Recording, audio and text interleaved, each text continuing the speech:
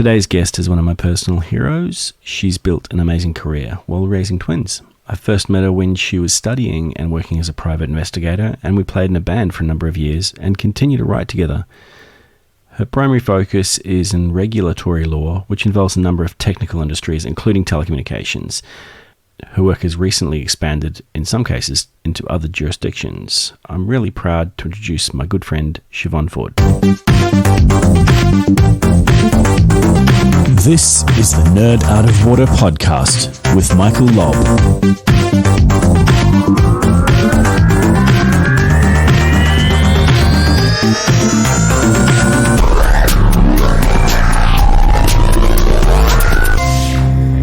Hi, Siobhan. How are you doing? I'm very well, Mike. How are you? I'm pretty good today. First of all, why don't you tell everyone what it is that you do? No problems. But actually, I would just like to say thank you for having me on your podcast. You're welcome. And congratulations on this podcast. This is really exciting stuff. Oh, thanks. It's been a while coming as well. So yeah, awesome. Well, I'm very honoured to be here. So hopefully, I've got something to say that's interesting. People. Of course, everyone does. Well, let's see. Okay, so I'm a regulatory lawyer. And so without getting too technical, I basically provide legal advice to my client, my organisation, in relation to the laws which relate to certain industries. So in Australia, certain industries are subject to explicit economic regulation, and those industries just happen to be quite technical in nature. So it includes energy, transport, telecommunications, water. So my job involves not only understanding economic principles and, of course, legal principles, but I need to then be able to apply them to these actual industries, which involves figuring out what's going on there. So yeah, that takes up a lot of my brain space at the moment. Yeah, I bet. And I've known you for a while, so apart from like social media and things, you don't really have a tech background. So how do you keep up with all of that? Well, first of all, I'd just like to say I'm actually on a social media hiatus. Have you noticed? Oh, good. Yeah, and it's actually like I've deleted a couple of social things off my phone, which has, I reckon, saved me about three hours a week. How about you? Yeah, the same. And I've just realised that with the very little free time I have, I think that attention could be better devoted elsewhere, including reading on these technical issues that I'm working on and just the industries in general. So what was the question? How do I keep up with this stuff? Yeah, how do you keep up with all this? Because it's not easy to keep, even for someone like me who's in tech. I can't keep up with everything that's going on, and I need to, make sure that I'm focused on software development specifically. But you've got a very wide range of things that you've got to keep up with. How do you do that? Oh, look, honestly, primarily, I just have to commit to reading all the time and listening to any high quality content that I can find that relates to there are a few podcasts and things around which relate to the law that I practice in, and specifically tech. So that's a godsend. But as you know, I also just lean in on the expertise of people I know, such as your good self. Do you remember me calling you and asking you to explain how the NBN worked and Ethernet? Not very well is the correct answer to that question. Well, I remember just sketching out this really big diagram from those conversations we had, and they were really helpful. So yeah, just leaning on people I know, really, and just committing to doing all the reading. There's just no way around it. And that's another good reason why I'm off social media. So I've got a little bit more time each day. Yeah, makes sense. And if you flip that around, how do you see the law keeping up with technology these days? Mike, that is like the biggest question in the world. We could just talk about that for a few days and bring in Okay, well, many we don't have that speakers. long, but hey, we'll give it a Look, nudge. it's a really interesting question. Yeah.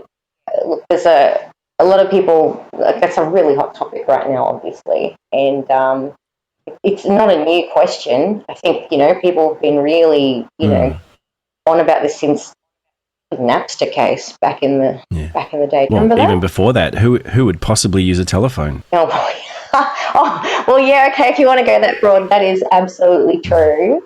And look, I think the truth is there's always going to be a lag. And I mean, maybe that seems more pronounced because technology just seems to be evolving at Yeah, because it's moving speed. faster, isn't it? And it makes it much more difficult to legislate around things that may not be available right now, but could be in the future. Yes. And there's also the question for lawmakers, around. So, do you put into place laws that are so broad that they're going to catch future technologies? How far do you go? Because you also don't want to stifle innovation, I guess. So these are very big questions. And so, look, my answer would be that everyone's doing their best, I think. Yeah. I think that, there's a space where existing law can be adapted to try to fit around emerging technology, but you only really know how successful that's going to be when you get a court decision. Right, when you actually have to make a decision on whether that's legal or whether that's not legal. Yeah, well, like, does this law apply to this? Does the definition extend to this new realm of whatever? And I think it's a really there's a lot of public discourse on it around criminal law, which is not my area of practice. But anyway, very interesting stuff. Yeah. I mean, you and I have both been in the music industry, and AI is taking on a lot of creativity kind of work. You can create music now from an AI that uses information that comes out of learning. That sort of stuff is what intrigues me. Is how do you enforce copyright on something that you've written using an AI? I didn't even know that was a thing until right now. That is really interesting. Does that mean we should get the band back together? Or? We totally should. In fact, we can probably have some new band members that are just robots. Or is it easier to build a robot that can write a good song, or is it easier to write a song?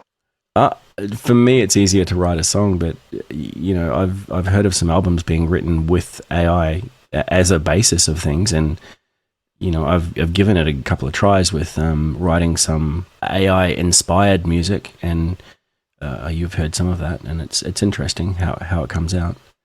What are your thoughts on AI taking on the law industry? I've read some articles recently about how machine learning and algorithms that are feeding AI can present judgments or present findings based on thousands and thousands of cases a lot quicker than any lawyer possibly could. Is that a threat, or is that a benefit, or something that's going to assist lawyers into the future? Look, that's something that I've turned my mind to. No one wants to become obsolete, and colleagues and I talk about this. And yeah, I've read that sort of speculation as well. Look, I think you can, it's just a given that, that basic repetitive legal work probably will be taken over by AI. I think that some of it's already going that way. And I don't think that's a bad thing. I wouldn't mind if, those kinds of tasks were redirected. But, I don't buy that the sort of nuanced and, analytical work that we do is something that AI will. I can't conceive, as AI presently stands, I don't see how it could possibly do what we're doing. And I know that's probably what everyone in every industry is saying. Maybe it's a bit of denial. But, if if AI gets to a point where it can do that, well, good for AI. but I don't see it as a threat anytime soon. I think it's an interesting question, because I think in our industry, and also a few of our clients have call centers, which we've seen Google come up with the ability to call a pizza store and order a pizza and sound like a human, and that's got huge implications for call centers.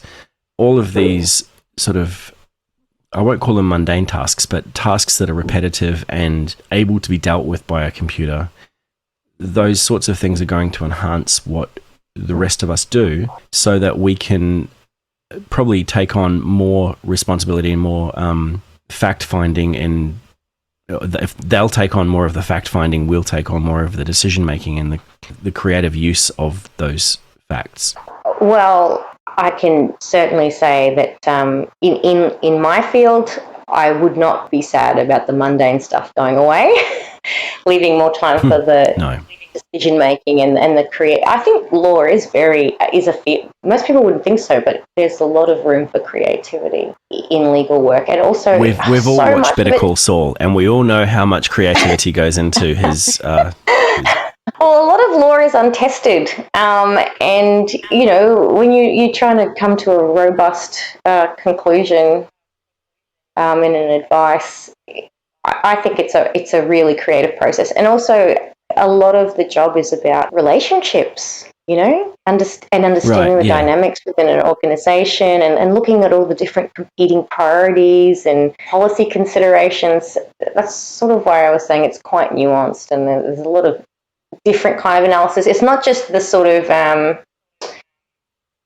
not that judicial reasoning is straightforward at all. But if you're talking about building some sort of AI that looks at different judgments, I guess it's making a mathematical model so it's able to sort of predict how a case would play out. I suppose that's what the proposition is. There's all these other things in there, such as, well, how can you predict how a witness is going to be at trial? How can you predict who the judge will accept as being believable, I guess? Yeah, all those other, like the human side to how... Well, I think you hit the nail on the head with the word reasoning. People are able to do that, whereas machines can't really use their own cognitive skills to reason. No, and also there's just everything. I mean, when you're at a law school, they sort of try to teach you how certain decisions are made. So the law says this, and then these cases said this. So if you get these facts, then you should get that outcome if you go to court. And if you have these facts, then you'll get this outcome. Like it's an equation. Yeah. But the reality is that it just doesn't play out like that in real life necessarily. So I think there's a lot of that. I mean, you get that in any, technology, especially people come out of university with a tech degree of some sort or an engineering degree, and they think, if I do this and this and this, and in this circumstance, it will always end up like this, and it never does. It never does. It's always something new that you've never thought of before. Yeah, it's interesting. Changing subject a little bit, I know you've been working in the Philippines recently. I've worked a lot with outsourcing companies there, and especially in the technology area. Love going there. I've been going there for probably 15 years now, or maybe even longer. How compatible have you found your work style or your general approach to that environment? Is that something that you enjoy doing? Is there a new skill you have to learn, or? Oh, well, fortunately for me, part of my family is from the Philippines, so I'm really au fait with the culture. It's a second home to me. As it is mine. Yes, that's right. So the work that I do over there is generally in the capacity of capacity building, delivering training, done a little bit of relationship building and mentoring. When I work over there in a professional capacity, I'm dealing with other professional colleagues. Not all of them are lawyers, but many of them are. And honestly, the work ethic is is compatible. It's a pleasure to work with Filipinos in general. As you know, they're really happy people, right? Really warm and accommodating. Absolutely. But I was really grateful for the opportunities to work with them, to see that aspect of their culture, I guess. And yeah, I was really quite blown away with how professional they are and courteous, how their attention to detail, very hardworking. I guess the big difference, which you're probably quite aware of, in terms of approach, is as an Australian, I'm very open and very casual, I suppose, and relaxed. And so, I mean, they use a lot of formalities. So I probably come across as, I don't know, some kind of uncouth, I don't know. But I mean, the big thing I found is that we assume a lot. We just assume that people know what we're talking about when we say whatever it is that we're saying. We rely on other people to interpolate the things that we're thinking by the context of what we're saying. And that doesn't happen necessarily in the Philippines. You need to give a little bit more detail in order to get your point across, because they're not going to understand that little nuance that you're implying without saying it, but just by being casual. Oh, is that what you found?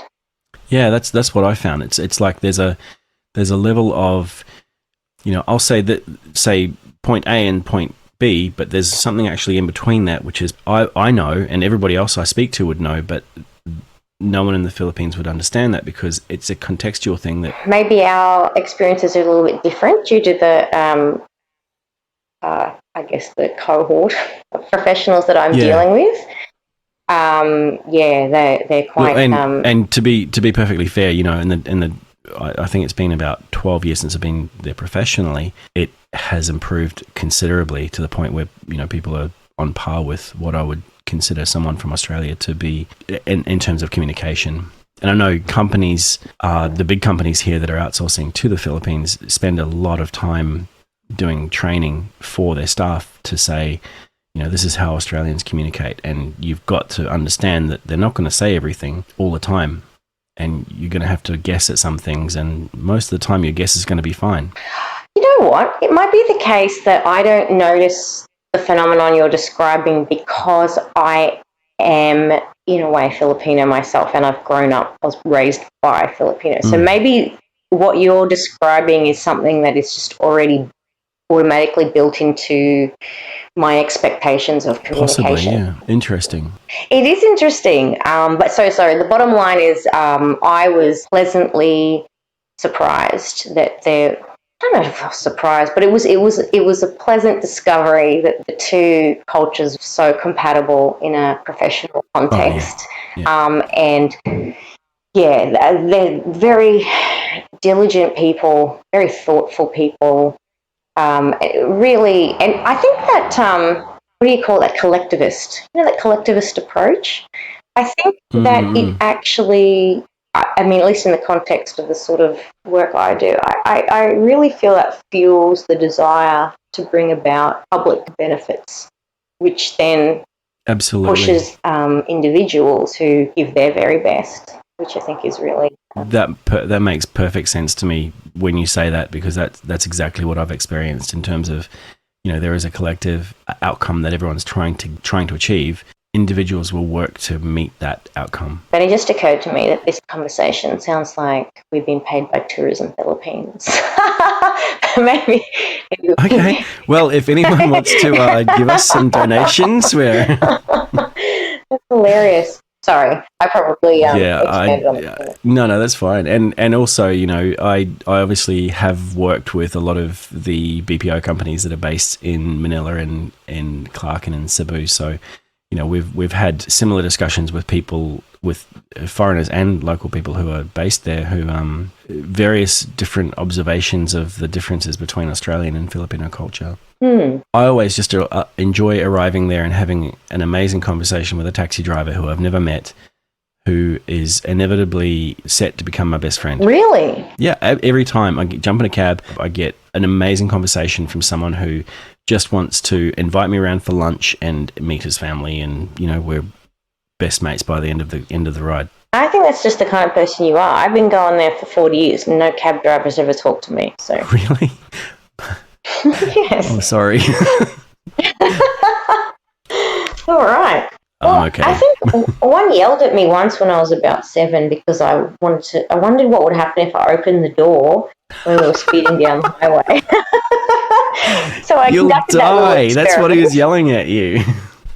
Yeah, well, I mean, it's hardly surprising in retrospect, but at the time it was quite a shock. Yeah. Anyway, let's change subject a little bit. Something I don't like to talk about very often is the gender gap. But what I do want to understand is how you think we can improve things for the future. I mean, you've got a daughter, and you know, I know that she's probably not likely to get into technology. Maybe she will, but how can girls like her become more influential in their industry, even if that's not the technology sector? Like, how do we make the professional industries more attractive to girls? Well, when you first started asking me that question, I thought you were going to ask about law, and I was going to point out that I think there are more women than men in law now. There probably are, but in technology, it's the opposite. It's very different. Exactly. Well, that is growing. true. I'm aware that that's true. And so, look, I mean, even as a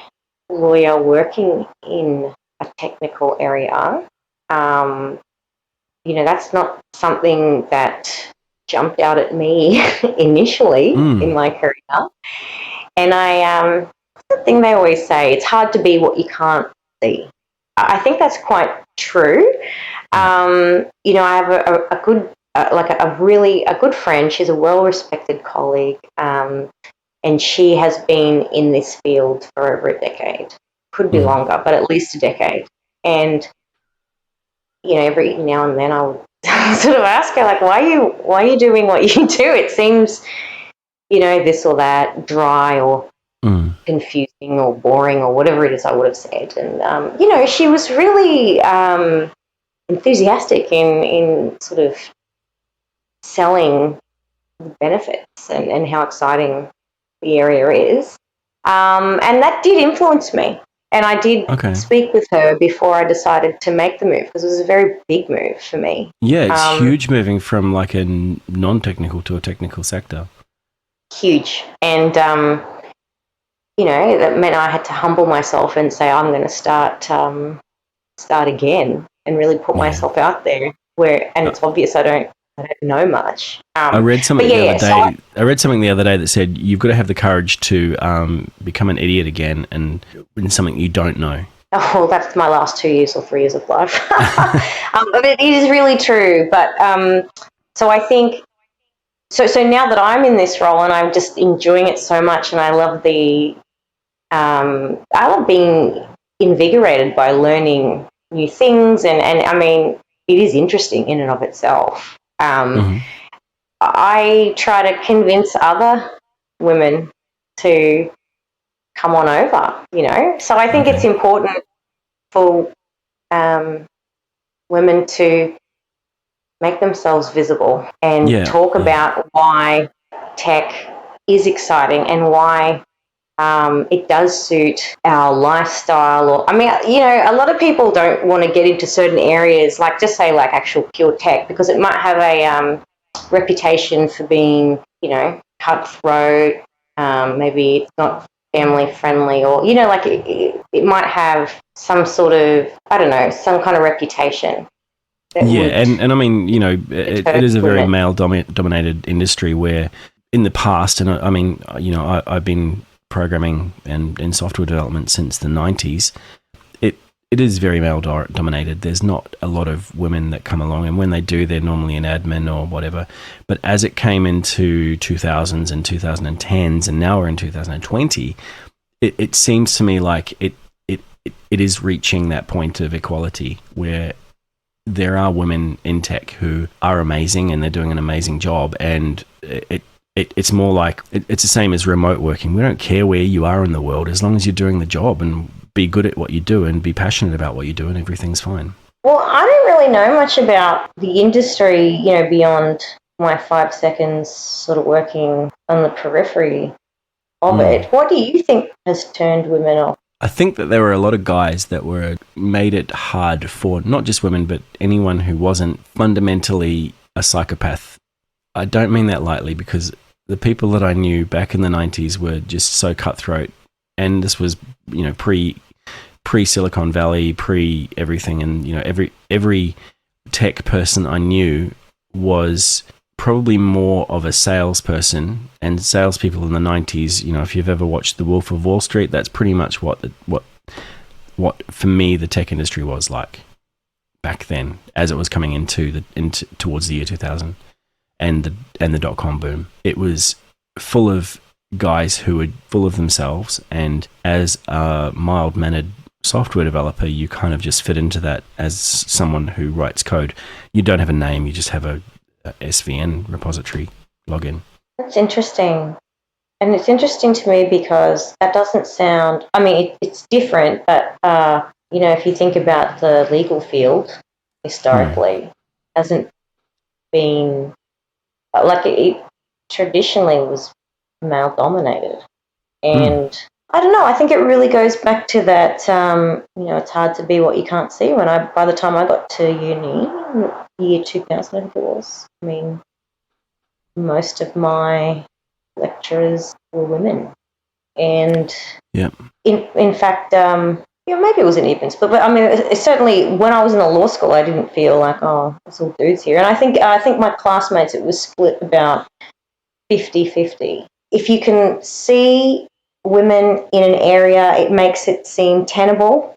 And if you can hear their experiences, I think that it can really inspire other women on the way up. Yeah, so that's what I would say. Our team in Vietnam is, I think it's 50% women. And we work in an office where we co-locate with a technical company from France, and they're pretty much similar. There's you can see women doing programming, you can see women doing every job in the company, and younger girls coming through university, especially, there, they can see that girls are doing what used to be the sole, used to be only guys doing. And it's great because I think that we need a different mindset in 2020 and much earlier than that. But we do need a different mindset. People do things differently, and we need that to be something that adds a new dimension to how companies work. Well, I'm all for that. Bring more women in. Diversity. Yeah. If you were going to ever consider going into business for yourself, what would you consider to be the most challenging thing? Well, I'm a very social creature, so I suppose if the nature of my business had me spending long periods of time in solitude, I would probably go a little bit crazy. Is that something that happens in your job? Like, do you spend a lot of time on your own or researching and things like that, or is there? Yeah, look, I do, and it's probably at the limit for what I can handle.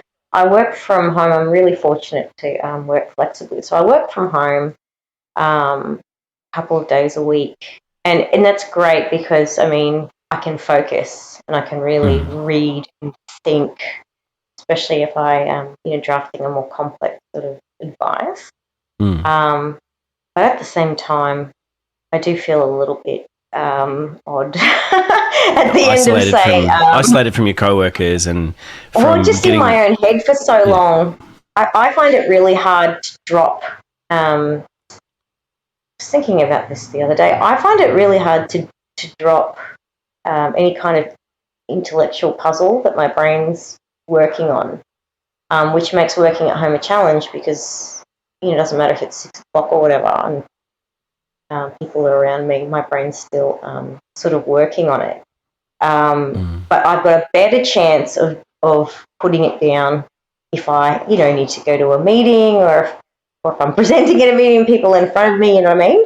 Whereas if I'm just sort of by myself, I will just keep mulling over things endlessly. And I don't know that that's the best thing. So if I was running a business that required me to sort of be by myself for long periods, I'd find that a challenge. I'd have to You'd have to hire someone else to do that stuff, or get an AI to do it. Can you talk to an AI? Or you mean them to do it so I can go out and talk to other people? Get them to do it so you can go out and talk to other people, yeah. Oh, fair enough. Look, there's 3 questions that I'm asking everyone, and these can relate to your industry or your role or your personal, progression through that role. What would you do differently if you had a chance? I think, and nothing is an okay answer. Like, everything's perfect. It's great. That's an okay answer? That's a tempting answer because it's very easy. But I think that if I could change, not if I could change, so if I could go back in time or something to my younger self, I would really encourage that version of myself to take more chances earlier and put myself out there more. I think, it takes so long before you before you have the courage to really take for me anyway, to take professional chances, and they've all paid off for me. And I just, I think I could have started a lot earlier. If you'd done that earlier, you would have been in a different position to what you are now, and it would have probably provided you with different opportunities and maybe other opportunities that could have advanced your career earlier. Maybe it all could have gone to hell. So maybe it's better that I did it. Maybe you'd be on the streets. I don't know. If you weren't doing what you're doing today, what is it that you would be doing?